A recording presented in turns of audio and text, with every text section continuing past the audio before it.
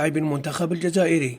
انضم الدول الجزائري نجم فريق مونبلييه الفرنسي لقائمة اللاعبين المتهمين بالقيام بتصرفات مجنونة أثناء المباريات، وعلى خطى النجم السويدي زلاتان إبراهيموفيتش الذي اشتهر بتصرفاته الغريبة تجاه منافسيه المباشرين مع معظم الأندية التي حملها قميصها خلال 20 سنة الأخيرة.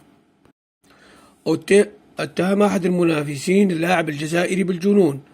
وشهدت المباراة الأخيرة لمونبلييه باستاد بريستوال ضمن منافسات الأسبوع السادس عشر من الدوري الفرنسي مواجهة مباشرة بين المهاجم الجزائري والمدافع الفرنسي برناردان شاردونيه. وقال شاردونيه في تصريحات لبرنامج سوبر موسكاتو شوشو الذي يبثه التلفزيون الفرنسي أرياما سبورتس: إنه لاعب غريب الأطوار، إنه لا يتوقف عن الكلام طوال المباراة. وتابع بعد دقيقتين من بداية المباراة قام بضربي بطريقة لطيفة في ظهري، يا له من مجنون. وتم بعد ذلك بنحو 5 دقائق توجه لي قائلا: انتبه جيدا، سأذهب في العمق. وتأتي تصريحات شاردونيه تؤكد جنون اللاعب الجزائري الذي قام في الموسم الماضي بالدخول في مناوشة غريبة مع النجم البرازيلي نيمار بسبب ما اعتبره استفزاز صدر من الأخير خلال المواجهة التي جمعت فريقه مونبلييه بباريس سان جيرمان.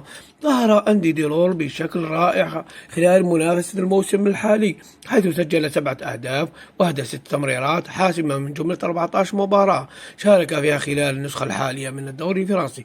هذا التألق جعله يرتقي للمركز الثاني ترتيب هوسكورد الخاص بأفضل لاعب الدوري الفرنسي خلف كيليان مبابي نجم باريس سان جيرمان. وشهد أداء ديرول نقلة نوعية خلال الموسم الحالي، وهو ما جعله قيمة سوقية تشهد ارتفاعا صاروخيا بحسب موقع ترانسفير ماركت وصلت لمبلغ 13 مليون يورو. وبات ديرول يشكل ورقة رابحة تشكيلة المنتخب الجزائري، حيث عول عليه الناخب الوطني جمال بالماضي أساسيا خلال المواجهة الأخيرة أمام زيمبابوي ضمن منافسات الجولة الرابعة من تصفيات كأس أمم أفريقيا الكاميرون 2022. وشكرا.